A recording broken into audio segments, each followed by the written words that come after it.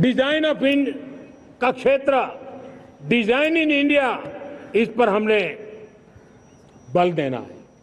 हमें कोशिश करनी है अब इंडियन स्टैंडर्ड इंटरनेशनल स्टैंडर्ड बनने चाहिए। इंडियन स्टैंडर्ड इंटरनेशनल स्टैंडर्ड बनेंगे तब हमारी हर चीज को सहजता से मोहर लग जाएगी और ये हमारे प्रोडक्शन की क्वालिटी पर निर्भर करेगा, हमारी सेवा की क्वालिटी पर निर्भर करेगा, हमारे अप्रोच की क्वालिटी पर निर्भर करेगा और इसलिए हमें क्वालिटी पर बल देकर के आगे बढ़ना है।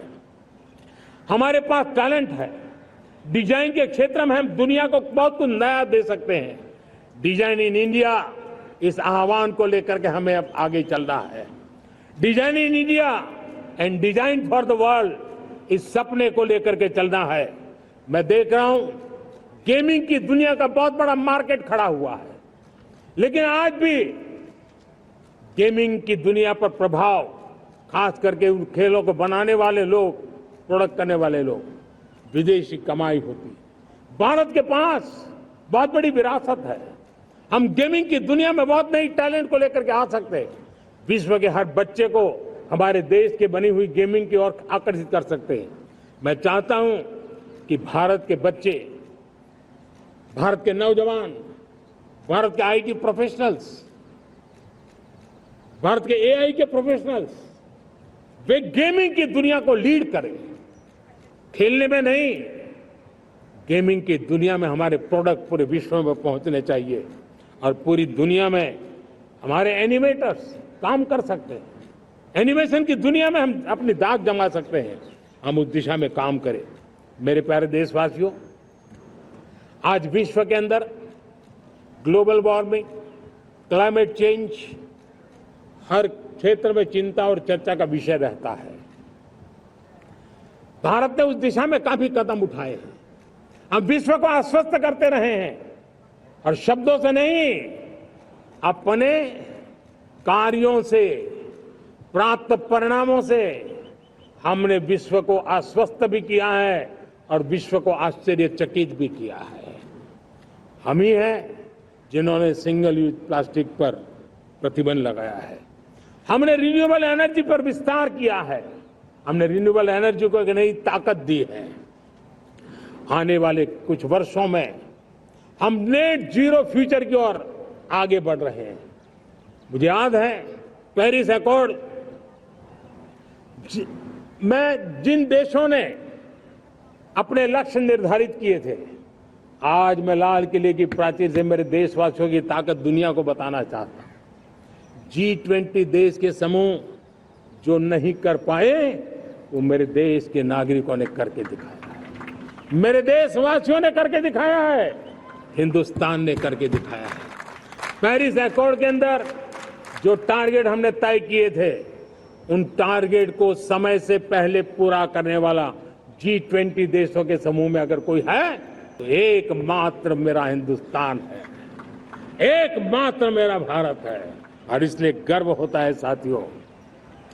रिन्यूएबल एनर्जी के टारगेट हमने पूरे, हम 2030 तक रिन्यूएबल एनर्जी को 500 गीगावाट तक ले जाने के लिए मकसद से काम हुआ। आप कल्पना कर सकते हैं कि कितना बड़ा लक्ष्य है। दुनिया के लोग सिर्फ 500 गीगावाट शब्द सुनते हैं ना, तो मेरी तरफ ऐसे ऐसे देखते हैं। लेकिन आज मैं विश्वास से कह रहा हूं देशवासियों को कि इस लक्ष्य को भी हम पूरा करके रहेंगे और ये मानव जाति की भी सेवा करेगा, हमारे भविष्य की भी सेवा करेगा, हमारे बच्चों के उज्जवल भविष्य की गारंटी बनेगा।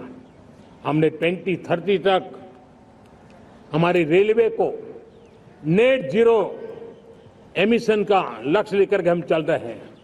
साथियों, पीएम सूर्य घर मुफ्त बिजली योजना उसको एक नई ताकत देने वाली है और ये बदलाव का फल मेरे देश के सामान्य परिवार को मिला, विशेष करके मेरे मध्यम वर्ग को मिलेगा जब उसका बिजली का बिल मुफ्त हो जाएगा। इलेक्ट्रिक व्हीकल, उसकी मांग बढ़ती जा रही है। जब पीएम सूर्य घर योजना से वो बिजली उत्पादन करता है सूर्य से, तो उसका व्हीकल का प्रवास का खर्चा भी वो कम कर सकता है। साथियों, हम ग्रीन हाइड्रोजन मिशन लेकर के एक ग्लोबल हब बनना चाहते हैं। बहुत तेजी से नीतियां बनाई गई हैं, बहुत तेजी से उसका इम्प्लीमेंटेशन का काम हो रहा है और भारत ग्रीन हाइड्रोजन, एक न्यू एनर्जी की दिशा में हम जाना चाहते हैं। और ये सारे जो प्रयास चल रहे हैं, क्लाइमेट की चिंता तो है ही है, ग्लोबल वार्मिंग की चिंता है, लेकिन इसके अंदर ग्रीन जॉब्स की बहुत बड़ी संभावना है। और इसलिए आने वाले कालखंड में ग्रीन जॉब्स का महत्व बढ़ता है, तो उसको सबसे पहले कैप्चर करने के लिए मेरे देश के नौजवानों को अवसर देने के लिए और ग्रीन जॉब्स के लिए एक बहुत बड़ा क्षेत्र को बढ़ावा दे रहे हैं। मेरे प्यारे देशवासियों, आज हमारे साथ इस तिरंगे झंडे के नीचे वो नौजवान बैठे हैं जिन्होंने ओलंपिक की दुनिया में भारत का परचम लहराया है। मैं मेरे देश के सभी एथलीट्स को, मेरे देश के सभी खिलाड़ियों को 140 करोड़ देशवासियों की तरफ से बधाई देता हूं।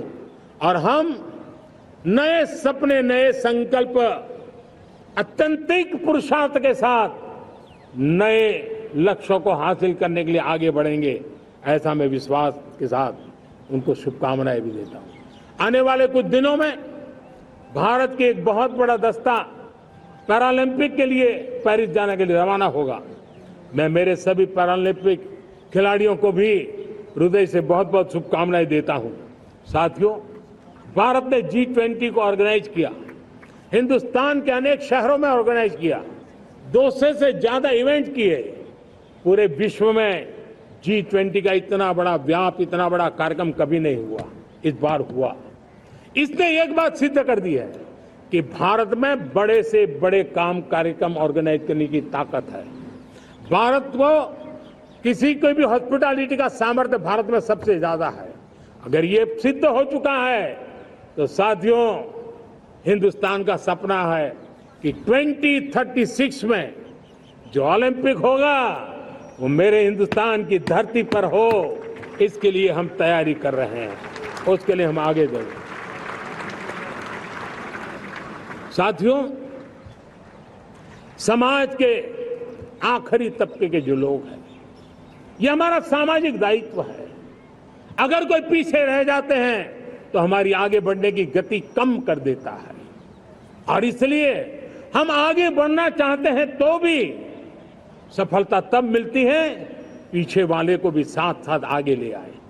और इसलिए हम सबका दायित्व बनता है कि हमारे समाज में आज भी जो क्षेत्र पीछे रह गए हैं, जो समाज पीछे रह गए हैं, जो लोग पीछे रह गए हो, हमारे छोटे छोटे किसान हो, हमारे जंगलों में रहने वाले मेरे आदिवासी भाई बहन हो, हमारी माताएं बहनें हो, हमारे मजदूर हो, हमारे श्रमिक साथी हो, हमारे कामगार लोग हो, इन सबको हमें बराबरी में लाने के लिए, हमारे बराबर लाने के लिए भरपूर प्रयास करना है। लेकिन अब गति पकड़ गई है, अब लंबे दिन तक हमें वो करना नहीं पड़ेगा, बहुत जल्द वो हमारे पास पहुंच जाएंगे, हमारी बराबरी में आ जाएंगे, हमारी ताकत बहुत बढ़ जाएगी। और बड़ी संवेदना के साथ हमें इस काम को करना है। और इसके लिए एक बहुत बड़ा अवसर आ रहा है। मैं मानता हूं संवेदनशील